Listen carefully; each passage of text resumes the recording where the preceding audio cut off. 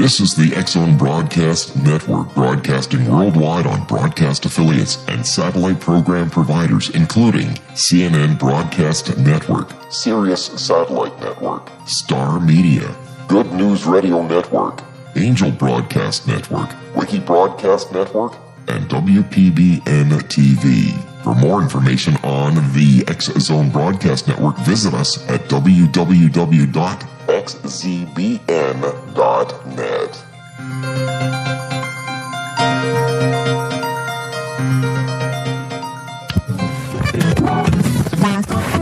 All Hit Radio.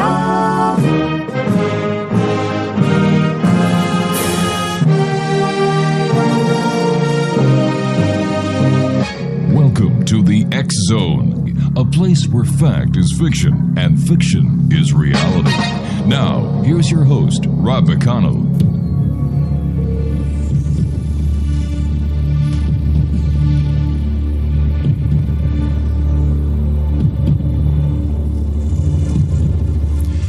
And welcome back, everyone. This is the X-Zone. I am Rob McConnell. We're coming to you live and around the world from our broadcast center in Hamilton, Ontario, Canada. Worldwide toll-free, 1-800-610-7035.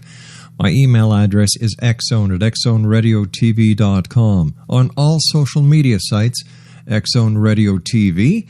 And our main website where you can listen to the X-Zone, 724-365, www.xzoneradiotv.com. Now, my guest this hour is Alma Gutherie. She is the director of the San Diego UFO Society, Stargate 2012 and beyond, the New Era Healing Center, and co-director of the San Diego Legions of Light UFO Skywatch. If you have your speakers on, please close your speakers, Alma, because we're getting feedback over here. Please use headphones. We're getting a lot of feedback over here at this side of the studio. Alma, are you there? Hello? Hi, Alma. Do you have headphones, because you're using your speakers and we can't do the interview this way? We are having hearing technical problems. I believe I can't hear you well. Well, that's because you have your speakers on. Can you say something? I can't hear you that well. Well, that's... are you using headphones, or are you using the speakers from the computer to hear me? Using the speakers from the computer. You need to use headphones for radio, dear. I'm sorry. Okay. I can hear you better now. Okay, but if we start getting feedback, we're going to have to terminate the interview. You understand that? Yes. Okay. My husband's going to try to assist me. Excellent. Some headphones. All right, so tell me about yourself, Alma. Where did your interest in UFOs come from? My interest starts when I was a baby. Right. But this is related to me from my mother. She was a school teacher in Mexico, in Jalisco. And at that time, is this better? Yes, much better. Thank you. I'm not used to this. I used to just speak without these. Okay? Yes, go ahead. I'm listening. Now it's better for me. Thank you. Now, my mother was a school teacher in a small town in Jalisco, Mexico. Mm-hmm. This was in 1947. Right. She was pregnant by me, and she was correcting some papers in her schoolyard. Now remember, this is a very small town in Jalisco in 1947 where it's a small community, and they have a plaza right in the center and a church. Right. The basics in a small schoolhouse. So my mother was very young, and she was a school teacher there. And at recess, the children were outside playing, and my mother was inside correcting papers. This is the story that she related to me after I started going into sleeping states that I called naps. In those naps, I began to speak through my vocal cords, and information and messages started coming through in 1987.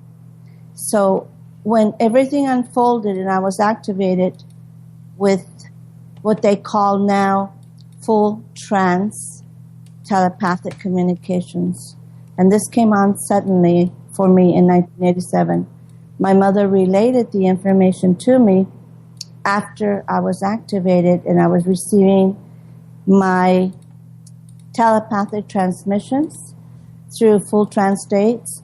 Well, for me, it was 10 minutes of taking a nap or going to sleep. When I was waking up, it was sometimes 2 hours or 3 hours of information that would be given to my family, which was shocking because my family was Catholic.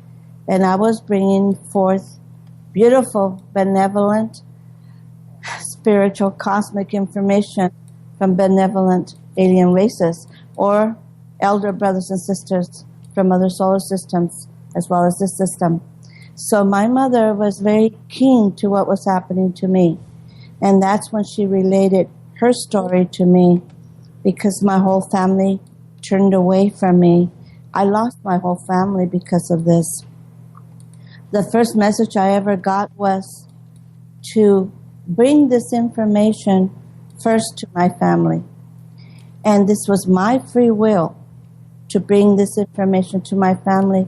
And they warned me lovingly, saying that if I chose that path to bring this information, these transmissions to my family, that I would be isolated and that I would not longer have this family, for they would turn away from me and very few would remain.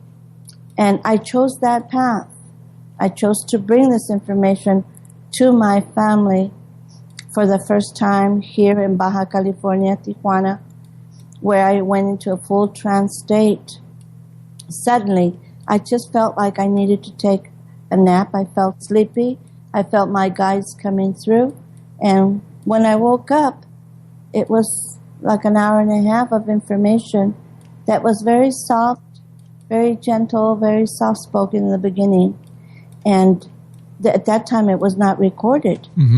It was just being listened to by my family, and this was a shock to them from the information that they were receiving regarding the world, regarding all the events that were going to be transpiring in my later years in life, and the guidance that they were going to give me in the crafts as well as here on Earth, my contacts, why I was here, what the reason was. I was not alone. There were many others like me on the planet. They gave so much information that it was just so shocking for my family that they had believed that I was being possessed by entities or spirits from the lower realms. And for this reason, I backed away from my family as well, because I knew that what I was receiving was beautiful, it was benevolent, spiritual, and there was no fear involved. It was just a constant feeling of unconditional love that I was receiving, and I felt it in my soul. It was right. I never questioned it because there was no fear. So when my mother saw what was happening to me, this is when my mother told me the truth. And she told me that she understood why this was happening to me, because I didn't understand. My husband at that time didn't understand, but he went to many metaphysical stores to try to find out information about what was, happening to me. Why was I going into the sleep trance states? All these things were new. So he was doing the research and bringing me books to read. And I would go through maybe 2 books a night. So you can imagine how many books I was reading at that time. So within that time period, it's 1987, so much happened in my life within 6 months period. From my first meditative state, I was activated. You said you were activated. Who activated you and why you? Okay. The activation I called it activation because they said this is what happened to me. In my very first meditative state, the process that happened, I never even heard about being put into a meditative state. I've never meditated. I never read any books on any of these subjects. I didn't know anything, what they're terming now channeling. I had never been aware of those terms or crystals or any of these metaphysical, terms that many use now. To me, it was all new. I had an aunt that lived close to me in El Toro, California. She came to visit. She had studied 16 years metaphysical topics. Mm-hmm. She came to visit me to help me to study, to meditate. I was going to San Diego State to be a teacher, to get a credential. Mm-hmm. So she thought that through meditation, it would be helpful for me to prepare me for exams and to, relax and do better. Right. So when she came and she brought in a box full of crystals and stones, I found them to be very pretty, very interesting. I had never seen them or knew about them. So I was inquisitive, and I asked her what they were for, the crystals or the rose crystals and purple ones, and she explained briefly what they were for. And then she says, would you like to learn how to meditate? And I said, I never haven't meditated before. And she said, this will help you since you're going to the university and your husband. It will help you both. We can plan this that night. So it was my husband, myself, my aunt, and 2 other cousins that I was at that time living with here in San Diego. And in that very first meditative state, I had the experience that I had never experienced in my life. I tried to follow what my aunt was saying to me in a guided meditation. She had a background music that had soft sounds and water, birds, air. You could hear all these different sound vibrations. So I was trying to follow this in a meditative state, but I had a poodle at that time.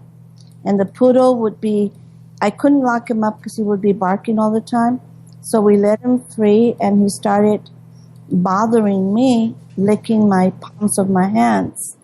And I knew I couldn't meditate. But my husband and my daughter, she was 12 years old at that time, my cousins, everybody, they closed their eye. Right. And I looked at them, and I said, well, I'll try to fake it. So I closed my eyes, and I said, I'll just relax while they meditate. And this is when it all happened for me. As soon as I closed my eyes, I didn't feel my pet licking the palms of my hands anymore. And I opened my eyes a little bit, and then I saw my pet poodle falling asleep in between my 2 hands, the palms of my hands. His head was on one side, his other body was on the other side. He was just totally out of it, like if he was dead. So when I saw him, I said, okay, I'm going to try to meditate while he's sleeping. So I did. I closed my eyes and left my pet. And the first thing that I felt, I did not hear my aunt's voice guiding me. I felt an electrical current enter at the tip of my toes. And that electrical current started slowly coming through my body, going through every part of my body, my feet, up my legs, all the way up my chest, my arms, my neck. And as it came up towards my head, I felt like an opening in the back, like the back part of my head. I felt like an energy coming out of me. And as I felt that energy come out of me, there was no fear involved. It was a very warm, loving electrical current that I started feeling coming out of the back of my head. All right, but let me stop you here. Let me stop you here because Yes. I'd like to get a bit of clarification. I understand that your mother told you that you were basically put in her womb by the extraterrestrials. Is that right? No. It's not. This is a there are many cases that this is the case, but this was not the case with me. Oh. So I am not this hybrid that they think that I am. Many researchers have said I was a hybrid. No, my mom was not abducted and, did not go through that process of mixing her with an alien race. and I being the product of that. My mom and my dad, this was a natural birth between my mom and my dad, conception. The only difference was that my spirit was born here in this body for the very first time on earth. That is the difference. So in other words, I am not a product of another alien race. I come from another star system outside of this solar system. My spirit entered the fetus upon my birth. All right, so let me get this straight. You are someone from another universe, another solar system? Yes, I am. And this is what is so difficult for me to understand. How can you prove that? The proof has been in the several forms of hypnotherapy I received. Okay, now I don't believe in now you're going to have to excuse me. I do not believe in hypnosis. To me, it holds no value whatsoever. Whether it holds value or not, what I went through all those processes of various ones, not just one hypnotherapy session. Okay, but I'm not interested in hypnotherapy. All right. I'm not. That doesn't interest me at all. I want to know how you have, what type of evidence can you provide to back the statement that you are an extraterrestrial or you are from wait a sec. Okay. That you are from another universe or another galaxy, that whatever you claim that you are entered into you as when you were a fetus. How can you My mother was a vehicle. So how can you prove these claims? As I told many of the scientific community, UFO researchers, even I wrote a letter to Mr. Jaime Maussan. I was willing to be put under any forms of test, which would be whatever forms, lie detector test, hypnotherapy, exorcisms. I had an exorcism done by a minister who is anonymous, and when it was through, he didn't understand, but it was beautiful, and he apologized, and he even asked me if he could use some of that information in some of his sermons. So I respected that. Right. He used some of that information, so I have gone through that, and like I said, various other knowledgeable hypnotherapists as well. But once again, hypnotherapy, past life regression, hypnosis is not valid. It's not accepted except in the fringe benefits, in the fringe areas. Like I understand that. You can't use hypnosis in court. But what would you consider valid if I placed myself in different forms? A lie detector test? Well, no, not even then, because lie detector tests haven't been proved conclusive 100%. Do you have any physical, for example, your physiology, is it different in any manner? Is there any... Yeah, we're human looking just like everyone else. Okay, so... This is from my race, but not from any other race. This is from my race. And your race is from where? It's a planet outside of the solar system. It's called Platinum. It's a crystallized type of a planet with buildings and cities. They are more of a crystalline nature. The beings on that planet would be considered light beings. Light beings? Yeah, they would not be considered like the full flesh that we are. They're light beings. All right, so what is your mission here on this planet in this lifetime? The mission that in 1987, when the transmissions came through in full trance, were that there were many vehicles. I didn't understand the term vehicle. There were many vehicles on this planet who chose of their own free will to come to Earth. And they would be guided and assisted by various guardians or their own personal spiritual guides.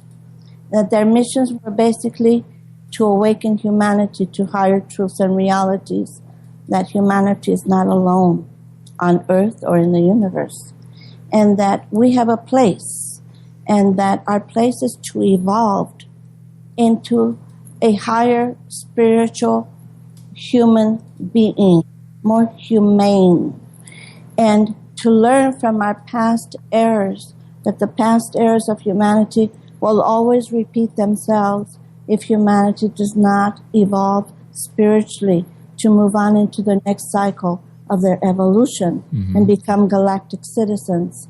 There are various races in the universe that have other intentions. I'm only right now speaking about my own guides and my own guardians since my childhood. So whatever proof is required of me from the scientific community, I have offered myself to them. And even to priests or ministers, I have willingly offered myself and placed myself in that situation because of the matter of how all this happened to me since 1987, the way it happened, and how in 6 months I developed many abilities, what people call psychic abilities, but we all have psychic abilities. Many are not even aware that they're using them, but some are just more evolved than others, and some are for a purpose. Mine developed within the 6 months period.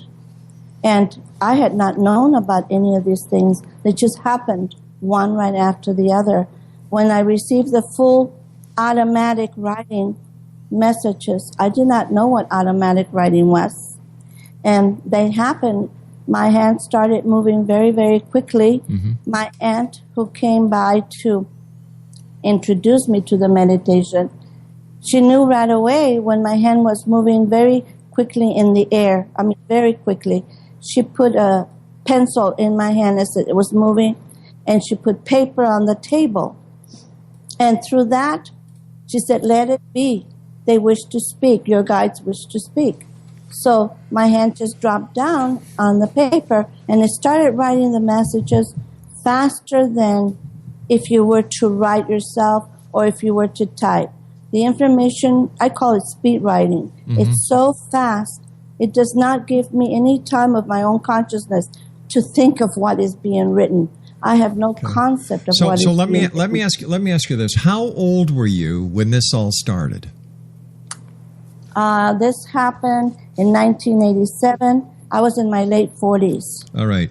So this only started when you were in your late 40s, or your early 40s, I should say. This type of contact in full trance states or in automatic writing. When was your earliest contact or your earliest experience that you had? The earliest experience was when I was born.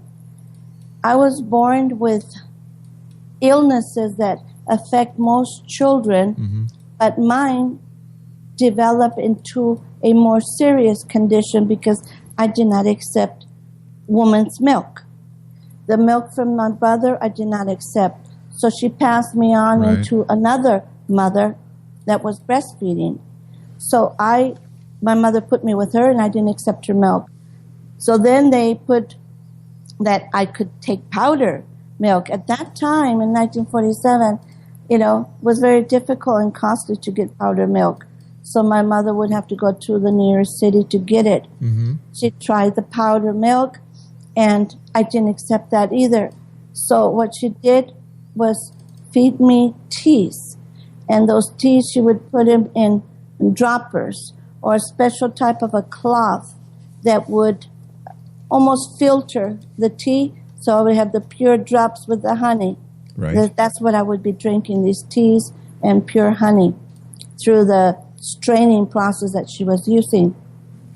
But because this was not enough nourishment, I became very seriously ill. So I can tell you that as a baby, I never stood up, I never crawled, I never walked.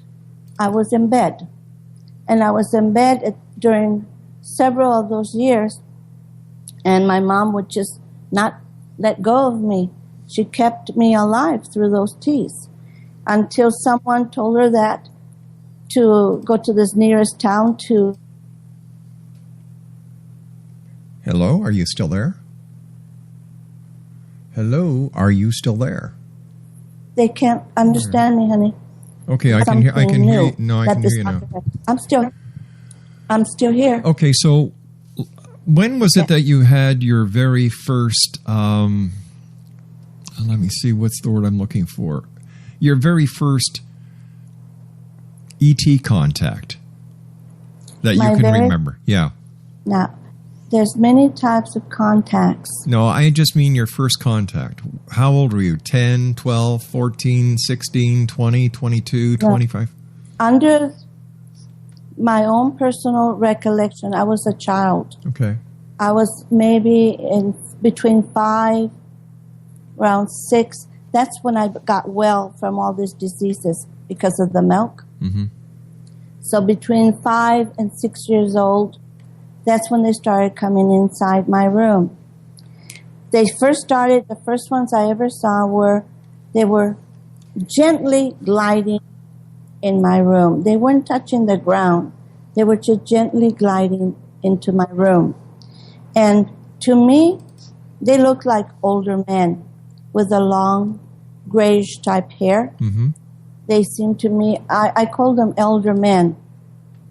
And they would just look at me, and I believe that to be a telepathic form of communication. Right.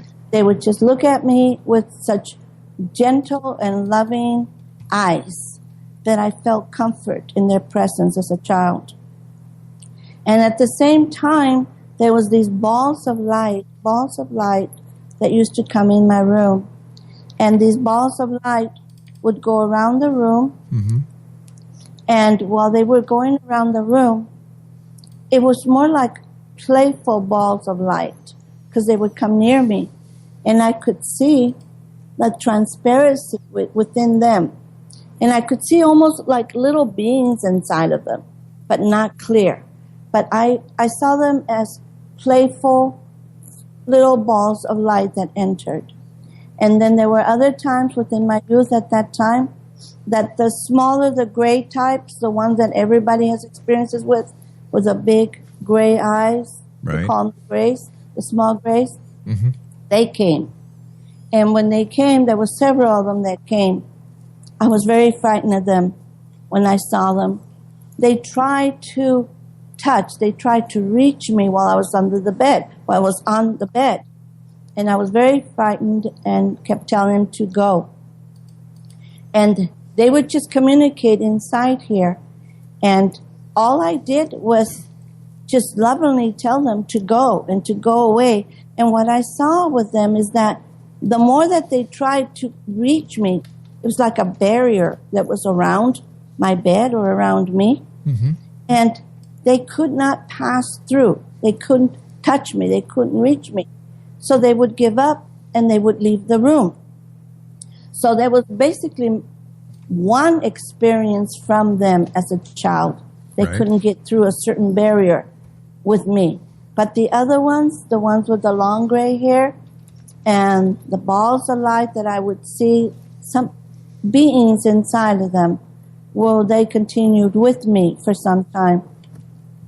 When I fell into a very deadly sick, what happened was that they call them walk-ins. I didn't know at that time what they were. That means my spirit left my body and another spirit came in that was able to handle the new medication that they were going to put in my body, because my body was that like just a few pounds. I was all skin and bone, and I was almost 4 years old, just skin and bones. So the doctor felt that I was going to die, right. and told my daughter to pray for me, to pray for a miracle if I would make it the following day. All right, so let's get up to modern day, and what is it you're trying to do? What is your ultimate goal? Why are you telling the world about your story? The world needs to know that there are many races in the universe that have always looked after the humanity. They have looked after this planet. They have protected us from many trials and tribulations since the evolution of mankind. And there's many races. Not all have benevolent intentions. But there are so many more that protect the planet and are benevolent, and that they are also part of us. we are genetically connected with these other races, and that the future and the evolution of this world and of humanity is within the cosmic realms, into higher realities or higher dimensional levels and frequencies of light, that we're all going to go through a transformation period, humanity and the human race. And they came to give warnings. They've been giving me warnings since I was a child. Why you? It's not just me, so it's not just why me. Well, I'm asking why you were chosen to be one of these messengers. It's not that I was chosen. I chose to come to this world. I chose for the first time to come. I also work with my spiritual guide who's in spirit, and his name is Juno. So we are like a pair. I'm here and he's over there. And he works with the federations, with the councils of light. So when I go into full trance states, he intercedes for me on who comes through. And the guys that come through all are special because they relate to what the public needs to hear. They relate to what is of concern to humanity, what they are concerned about, and that we do not use our technologies to destroy the planet and humanity. In other words, they are assisting without breaking universal laws to keep us from destroying ourselves so we may move on in our evolution. Okay, so tell me how. So tell me, how are you getting your message out there? Who is listening to you? We run 3 organizations. I've had the New Era Institute since 1987. At first, it was in many different homes. Right. And we started larger and larger groups. I was running 3 and 4 groups in different homes at that time. We didn't have the finances to rent a hall or anything. So my work has always been freely given to humanity since it began, just finding places where people were open to these realities, not just from me, but from others throughout the world that were bringing the same information on this level and this frequency. Because there are many others they call channels, but the universe is saying, my guides are saying, we're all channels. Every single human being is a channel. We all channel our higher selves at certain moments in our lives or in certain occasions or instances. And sometimes when you write music or you have a beautiful piece of art or you say something that is outside of yourself, you say, well, I didn't write that. That's so beautiful. Did I do this? Did I write this music? That is channeling that higher source through your own guides assisting you. So you're all channels. All right, so tell me, what do you do in your organization? What's it called again? There's 3 organizations. Okay. In the 87s, it was the New Era Institute, the Metaphysical Spiritual Center of Higher Spiritual Truths. Then later on in the 1990s, it became what we call, now that I named it, Stargate 2012 and beyond, which was a center that was built to only bring in people that were enlightened, that wanted to hear the transmissions, and share them with others and share them through the world. To prepare oneself to grow spiritually, to learn that we too are our own healers, and how we can evolve and be able to assist others, how we can activate our own potentials, how we can prepare for coming events. So what kind of coming events? There are many events. Such as? Events relating to, as you have already, you have a lot of speakers that speak about this. The severe extreme weather. Well, we all knew that was going to happen. That's nothing earth-shaking. That's nothing earth-shaking, to the point that it has been increasing and it will continue to increase. Well, yes, because of global warming. We know that. Tell me something we don't know yet. Whether it's global warming or whether it's another form that's causing this, it's not just one factor. There are various factors that are involved in this. What are they? What are the factors? Some is man-made, and some can be of any other origin, a disruption, an unbalanced situation that is being caused by other factors that is moving this planet to be offset into all these different and severe earth and weather changes. Is it possible that the human race needs to make up these kind of stories because we don't want to accept responsibility for our own failures, our own fallacies, and we're looking for a scapegoat or a reason that doesn't put the blame on us? Humanity always tends to blame others. That's right. Humanity doesn't want to take responsibility for their own actions. I agree. I agree with you. So what I'm saying is it possible that all these people who are searching or talking about extraterrestrials, that they are extraterrestrials, they have an extraterrestrial connection, are filling a need in society that really shouldn't be there? We are part of all that there is, okay? Humanity, basically, through ages, have been separated by various teachings. Really, in reality, there's only one truth, but it has been separated into various teachings in different sectors. And what is that truth? The ultimate truth is, in reality, we are connected to all life. All life. Not just here on Earth, animal, plant life, human life, but in the solar system and through the universe. If there is other life in the universe, in the solar system, wherever, how come it cannot be proved? Why would you say it cannot be proved? Prove to me that there's life on other planets. I'm not the one necessarily here to prove to you. But you just told no. You made the statement. I didn't. So you said there was life on other planets. You said there was life on other planets. Yes. And I said, how do you know that? Prove it. And you said it's not up to you to prove. It's up to me to believe within me. I place myself in situations, as I said to you. My information comes in full trance states. I can be studied by scientists. I know. I've heard that. It can come through other forms, other means. It can come in ways that it could be a minister, it could be a rabbi, it could be a Catholic priest. It could be a con artist, it could be a thief, it could be a fraudster. No, because a false it would prophet. be someone that would be recommended. And even in the Bible it says, beware of false prophits.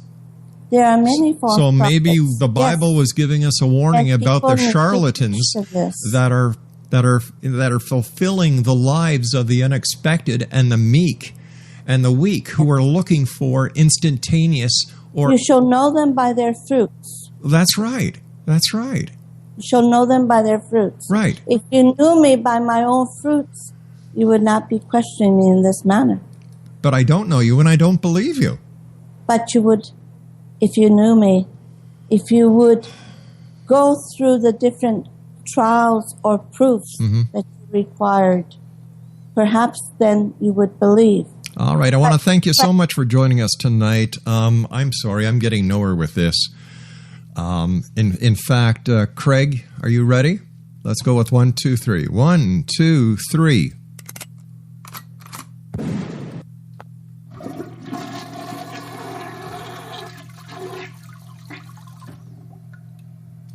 What's that, Craig? You want me to do it again? Okay.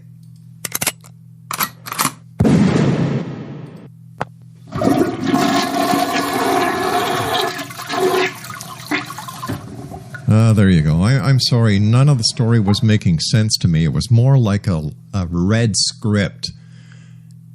It wasn't an interview. That was I don't even know what that was. Makes no sense to me. The information that we were sent was I've held spiritual, metaphysical, and cosmic groups since 1987 and continue to this day. I went public in Las Vegas, San Diego, and Mexico since 1989. I've been a guest on several radio programs. Well, not anymore, lady.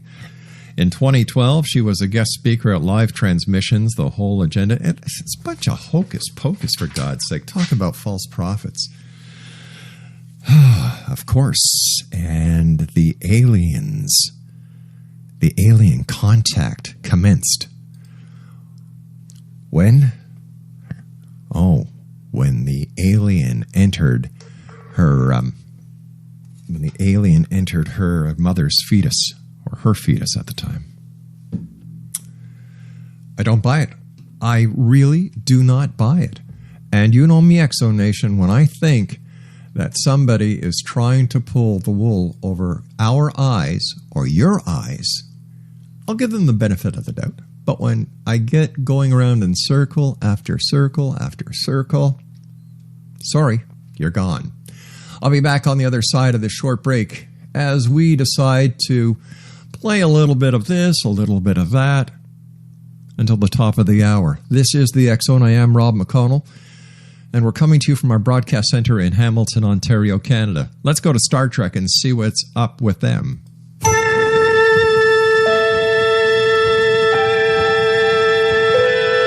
Space, the final frontier. Specimen gathering mission on planet Alpha 177. Mr. Spock is much stronger than the ordinary human being. Aroused, his great physical strength could kill. But it's a risk I'll have to take. Something bother you, Mr. Spock? May I say that I have not thoroughly enjoyed serving with humans. I find their illogic and foolish emotions a constant irritant. Unlike you, we humans are full of unpredictable emotions. Love, tenderness. Yes, yes. If I seem insensitive to what you're going through, Captain, understand. It's the way I am. Don't be afraid. Here's my hand. Hold on. You are beautiful. More beautiful than any dream of beauty I've ever known. What is your point, Mr. Spock? I love you.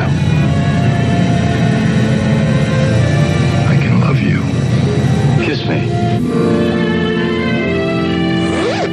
You out of your mind? The prospect appeared quite attractive to you a moment ago. You don't really want to hurt me, do you? Put that thing away. No, I don't think so. No! I can. It's painless and quick. Entry made by Second Officer Spock. Possible we may have hit the wrong entry point. Yes. Very well, Captain. Try again. If it pleases you. What are you waiting for? Hurry! If you'll excuse the intrusion, Captain. Bury the hatchet. An appropriate choice of terms, Captain. I won't fight you anymore.